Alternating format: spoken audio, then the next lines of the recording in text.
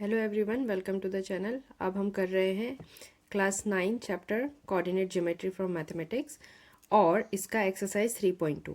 Exercise 3.2 start करने से पहले हमें बात करना है कार्टेशियन प्लेन के ऊपर।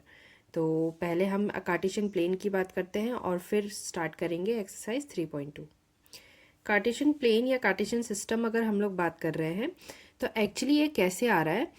तो पहले ही जैसे मैंने 3.1 स्टार्ट करने से पहले कुछ इंट्रोडक्शन में भी ये बातें बताई थी कि हमारे पास अभी तक नंबर लाइंस होती थी, है ना, इस तरह से।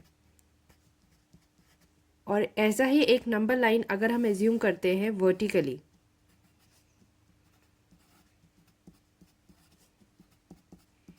इस तरह से, तो अब क्या हुआ, ये दोनों लाइंस जो हैं ये पॉइंट एक एक नंबर्स को, मतलब जैसे मान लो मुझे -1 को पॉइंट आउट करना है तो ये -1 पॉइंट आउट हुआ, तो एक नंबर को ये पॉइंट करते थे। अब अगर मैं इन दोनों को साथ में मिला देती हूँ और कुछ इस तरह से बनाती हूँ, एक वर्टिकल लाइन और एक हॉरिजॉन्टल लाइन, तो ये जो पॉइंट है जो दोनों को ठीक बीच में काट रहा है, इसको मैंने नाम दे दिया 0।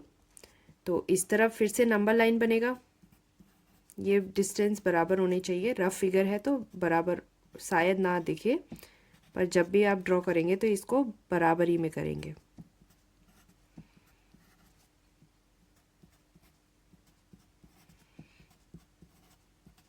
इस तरह, तो ये हमारे पास एक सिस्टम तैयार हो गया, इसे कार्टेशियन सिस्टम कहेंगे। इसके इस प्लेन को कहेंगे कार्टेशियन प्लेन, जो फिलहाल क्योंकि हॉरिजॉन्टल लाइन को हम एक्स एक्सिस मान करके बात करते हैं और वर्टिकल लाइन को हम वाई एक्सिस बोलते हैं, तो ये कार्टेशियन प्लेन फिलहाल के लिए हमारे पास है एक्स वाई प्लेन।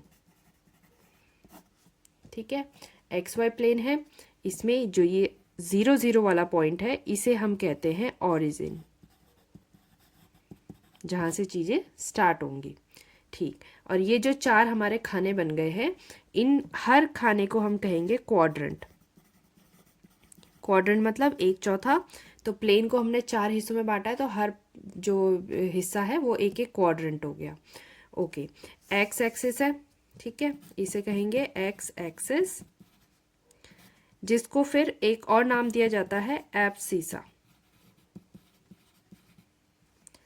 फिर ये हो गया हमारा वाई एक्सिस, इधर लिख देती हूँ वाई एक्सिस, जिसको फिर नाम देते हैं ऑर्डिनेट।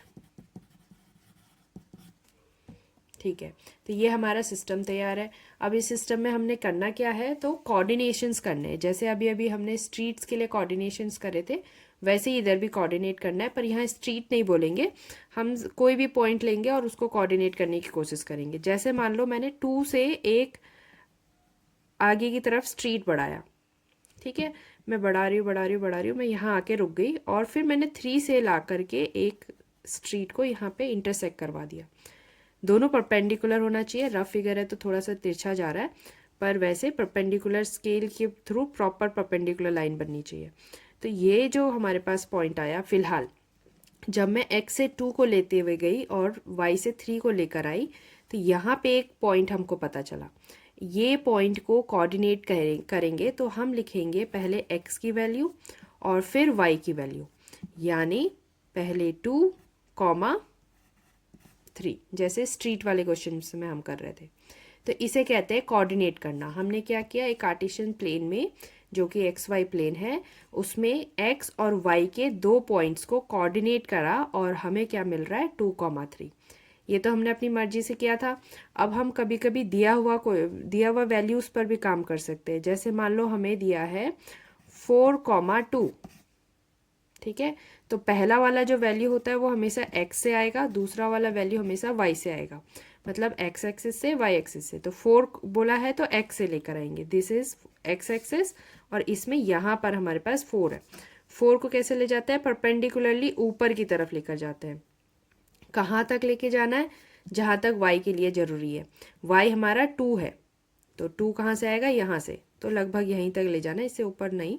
और स्केल से दोनों लाइंस को इंटरसेक्ट करने की कोशिश करना है। तो दिस इज द पॉइंट, यहाँ पर वो इंटरसेक्ट हो रहा है, तो इस पॉइंट का नाम क्या पड़ जाएगा, x की तरफ से 4 पहले वही लिखा जाता है और फिर y की तरफ से 2। तो ये हो गया दो तरीके के क्वेश्चंस, या तो हमें कोऑर्डिनेट मिले हुए होंगे और हमें उनके नाम लिखने होंगे, या तो कोऑर्डिनेट दिया होगा और हमें उसे कोऑर्डिनेट करके दिखाना पड़ेगा।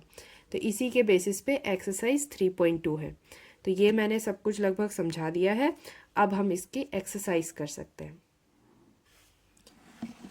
एक्सरसाइज 3.2 में जो पहला क्वेश्चन है वहाँ पर हमारे को कुछ आंसर्स लिखने हैं, करना कुछ नहीं है, बस कुछ जो हमने अभी तक सीखा उसके बारे में बताना है। तो write the answers of each of the following questions. पहला क्वेश्चन है, what is the name of the horizontal and the vertical line drawn to determine the position of any point in a Cartesian plane. तो उस horizontal line का और vertical line का नाम क्या है?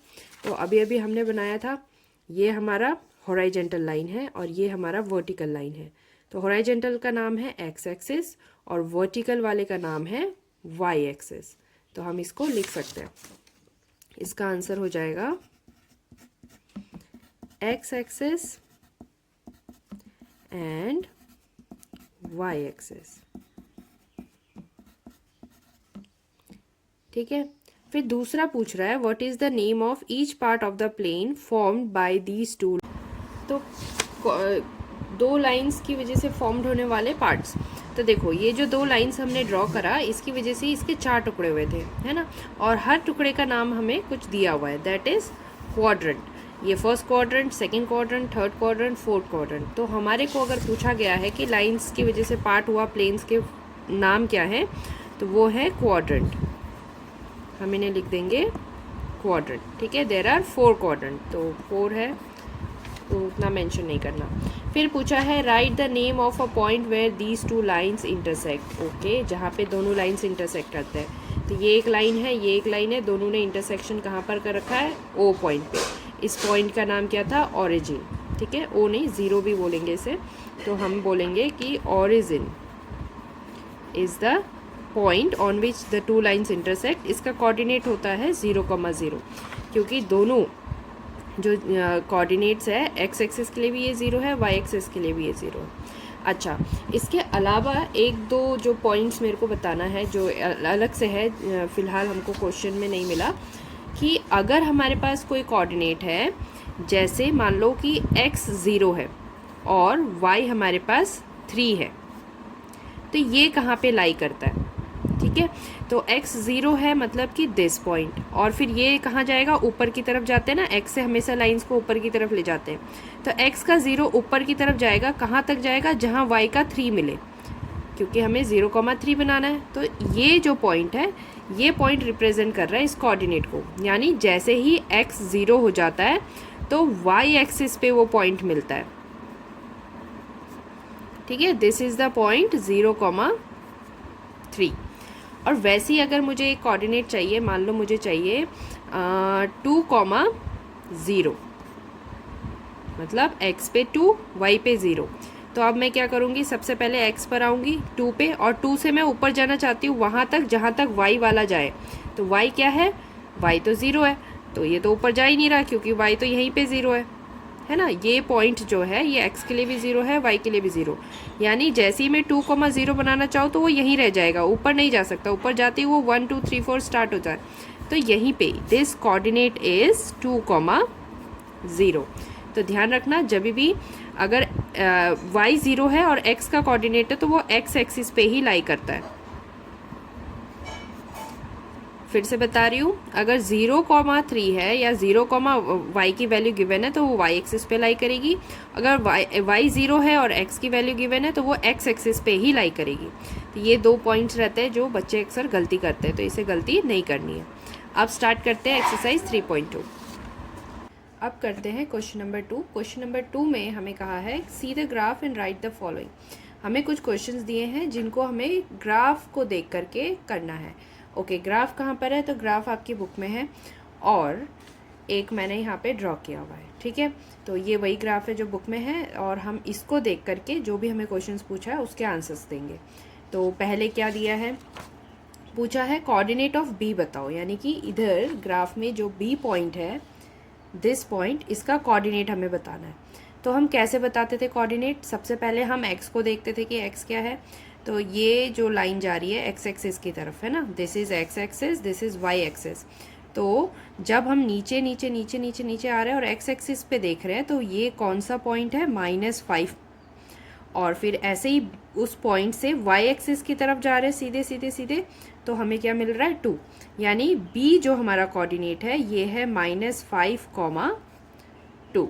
तो हम इसको आंसर कर लेंगे, answer will be -5, 2। Okay, next coordinate पूछा है सी का। देखते हैं सी कहाँ पर बना हुआ है, तो सी ये है ना, this is the point C. तो अब इस सी कोऑर्डिनेट को पता करना है, वही करेंगे, पहले एक्स एक्सिस की तरफ जाएंगे, गए गए गए तो हमें क्या मिला? 5। और वैसे ही वाई एक्सिस की तरफ जाएंगे तो हमें क्या मिल रहा है? -5। यानी सी कोऑर्डिनेट क्या है? -5, पहले 5 फिर -5, पहले एक्स एक्सिस और फिर वाई एक्सिस। ठीक है, तो ये हो गया कोऑर्डिनेट सी। इसका भी यहाँ पर आंसर लिख लो, -5, 5, -5।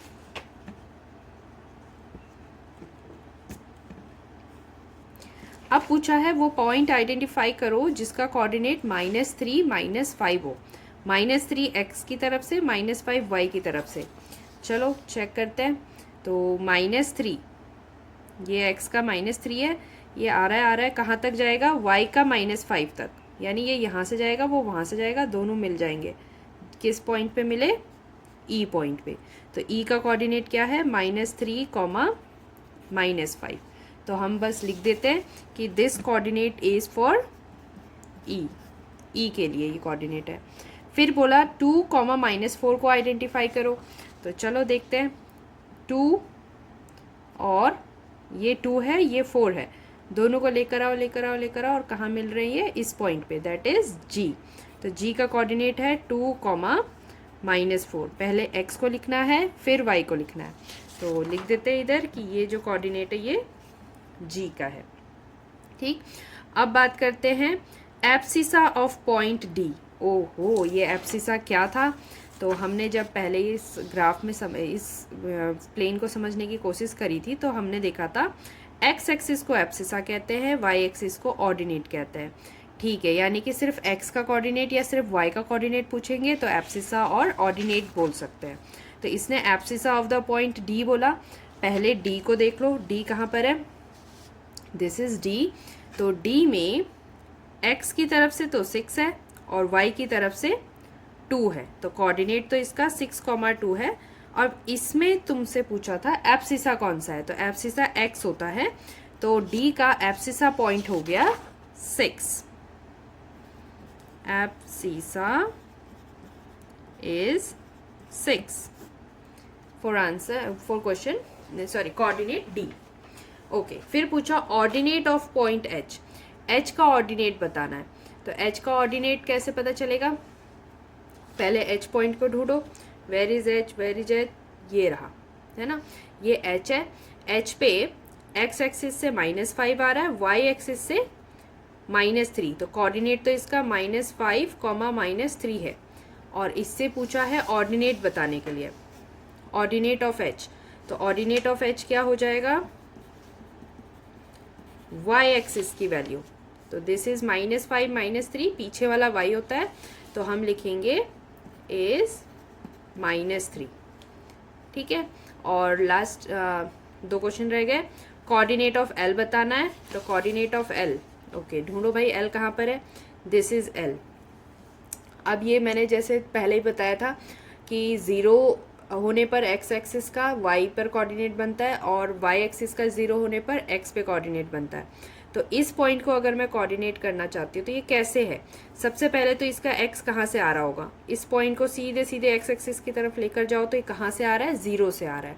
और y एक्सिस पे कहाँ से आ रहा है? तो इधर आने की जरूरत ही नहीं पड़ी, वो एग्जैक्ट 5 पे, मतलब ये x के 0 पे है और y के 5 पर है। फिर से रिपीट कर रही हूँ, जब भी x 0 होता है कोऑर्डिनेट, तो वो जो पॉइंट है वो y एक्सिस पे ही बनता है। और ऐसे ही अगर y 0 होता तो वो x एक्सिस पे बनता, इस लाइन पे, नंबर सिस्टम पे जैसे हम पहले बनाते थे ना कोऑर्डिनेट्स, वैसे बनता जैसे आज तक हम कर रहे थे, सिर्फ एक लाइन पे, इस लाइन पे, मेन लाइन पे। फिलहाल तो यहाँ पे बन रखा है, ठीक है। दिस इज पॉइंट L, तो L का कोऑर्डिनेट है 0,5, तो हम यहाँ लिख देंगे 0,5। ऐसी कोऑर्डिनेट फॉर M पूछा है, तो दिस इज पॉइंट M, तो इसका कोऑर्डिनेट बताना है। अगेन हम इसे देख रहे हैं कि x के लिए तो ये -3 है, लेकिन ये ऊपर नहीं जा रहा ना, ये उसी लाइन पे रह जा रहा है। क्यों? क्योंकि y उस समय क्या है, 0 है। तो पॉइंट M जो है वो x एक्सिस पे बना है, कोऑर्डिनेट -3 और ,0 पे। यहाँ पे फिर हमें वही आंसर मिल रहा है कि y अगर 0 होता है तो x एक्सिस पे बनता है, और x अगर 0 होता है तो y एक्सिस पे बनता है। कौन? कोऑर्डिनेट्स, ठीक है। तो ये हो गया M का कोऑर्डिनेट इज -3, -3,0। ऐसी एग्जाम्पल में भी बहुत सारे क्वेश्चंस हैं जिनको आप ट्राई कर सकते हो और इसे और बेटर तरीके से समझ सकते हो। With this chapter 3 is done. Thank you.